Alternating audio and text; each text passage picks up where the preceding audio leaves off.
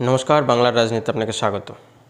গতকালকে পশ্চিমবাংলার মুখ্যমন্ত্রী মমতা ব্যানার্জি জঙ্গিপুর এবং মুর্শিদাবাদে যে ধরনের ভাষণ দিয়েছেন, তারপরেও কি মমতা ব্যানার্জিকে ভোট দেওয়া যায়?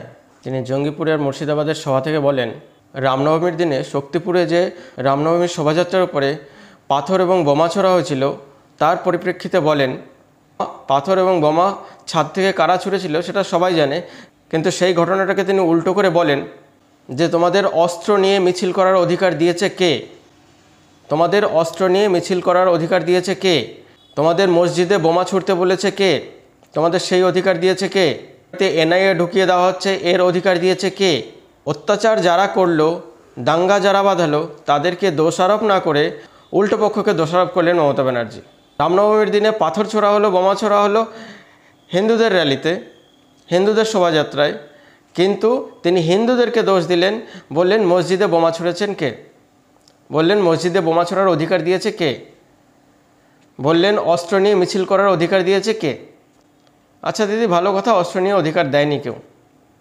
তাহলে মহরমের দিনেও কি আপনি এই কথাটা বলেন যে অস্ত্র নিয়ে মিছিল করার অধিকার দিয়েছে কে?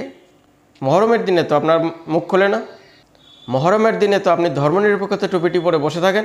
নির্বাচনী বিধি অনুযায়ী এই কথাগুলি বলা যায় কি? বলা যায় না। উনি কি আইন জানেন না? আইন জানেন, তবুও আইন মানেন না। আমার প্রশ্ন হলো, ইলেকশন কমিশন এই সময়গুলোতে কি করছে? ইলেকশন কমিশন এই নির্বাচন বিধি চালু হয়েছে, এখনও কোনো অ্যাকশন নিচ্ছেন না কেন? না, ইলেকশন কমিশন দেখছেন যে কত বাড়তে পারছেন মমতা, বাড়ুন।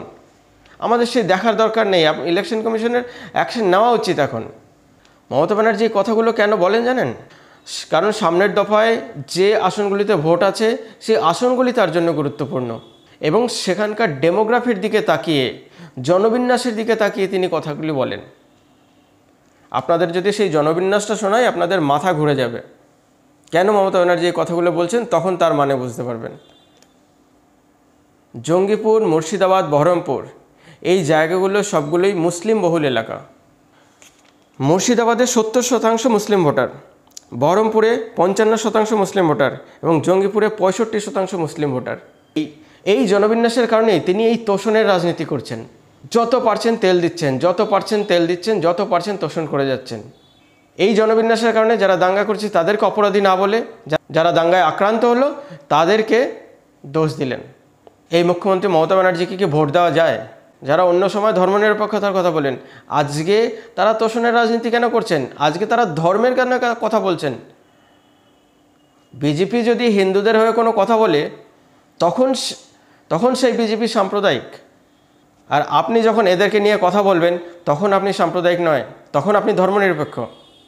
আর বিজেপি হিন্দুদের নিয়ে কথা বললেই তারা সাম্প্রদায়িক দল। ধর্মনিরপেক্ষতার কথা বলেন, কিন্তু কাজ করছেন তোষণের, রাজনীতি করছেন তোষণের। এক বিশেষ জনগোষ্ঠীকে আপনাকে তোষণ করতে হবে, রোহিঙ্গাদের ভারতে ঢুকিয়ে আপনাদের ভোট ব্যাংক বাড়াতে হবে, এই রাজনীতি তো করছেন। তো সবাই বুঝতে পারছে। ঈদের দিনে রেড রোডে আপনি যে ধর্মীয় সুরসুরি দিলেন একটি ধর্মীয় মঞ্চ থেকে, সেটা কি একবারও ভেবেছেন যে আপনি ধর্মনিরপেক্ষতার রাজনীতি করছেন না, আপনি তোষণের রাজনীতি করছেন? আপনি একটা ধর্মীয় মঞ্চকে রাজনীতির মঞ্চ বানিয়ে নিয়েছেন। আপনার সময় কোনো দোষ হয় না, আপনি কথাগুলো বললে কোনো দোষ হয় না। আপনি একটা ঈদের মতন পবিত্র দিনে আপনি সেই ধর্মীয় মঞ্চ থেকে এনআরসির কথা তুলছেন, সিএর কথা তুলছেন, ইউসিসির কথা তুলছেন। এই জনগোষ্ঠীকে কেন ভয় দেওয়ার চেষ্টা করছেন? কেন জুজু দেখানোর চেষ্টা করছেন যে ভয় দেখিয়ে ভোট নেব? আমার প্রশ্ন হলো, আজকে বাংলার বুদ্ধিজীবীরা কোথায়? বাংলার বুদ্ধিজীবীরা সব চুপ কেন? মমতা ব্যানার্জির এক পেশে রাজনীতি দেখার পরেও, এই তোষণের রাজনীতি দেখার পরেও বাংলার বুদ্ধিজীবীরা চুপ কেন? আনন্দবাজার কোনো কথা তুলছে না কেন? আনন্দবাজার সমাজের একটা বিরাট অংশকে প্রভাবিত করে। সে আনন্দবাজার কেন কোনো কথা বলছে না এই ব্যাপারে?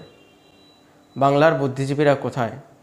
বাংলার বুদ্ধিজীবীদের ধর্মনিরপেক্ষতা কোথায় গেছে? তাদের কথা মনে পড়ে শুধু বিজেপির সময়। বুদ্ধিজীবী কথাটাকে গালির বরাবর মনে করে বাংলার মানুষ। আপনারা এই ধরনের তোষণকে সমর্থন করেন বলে। বন্ধু, ভিডিওটি কেমন লাগলো, আমার এই বিশ্লেষণটি কেমন লাগলো কমেন্টের মাধ্যমে জানাবেন। আর উৎসাহবর্ধনের জন্য লাইক করুন, শেয়ার করুন, সাবস্ক্রাইব করুন। সঙ্গে রাখুন, দেখতে থাকুন বাংলার রাজনীতি। ধন্যবাদ।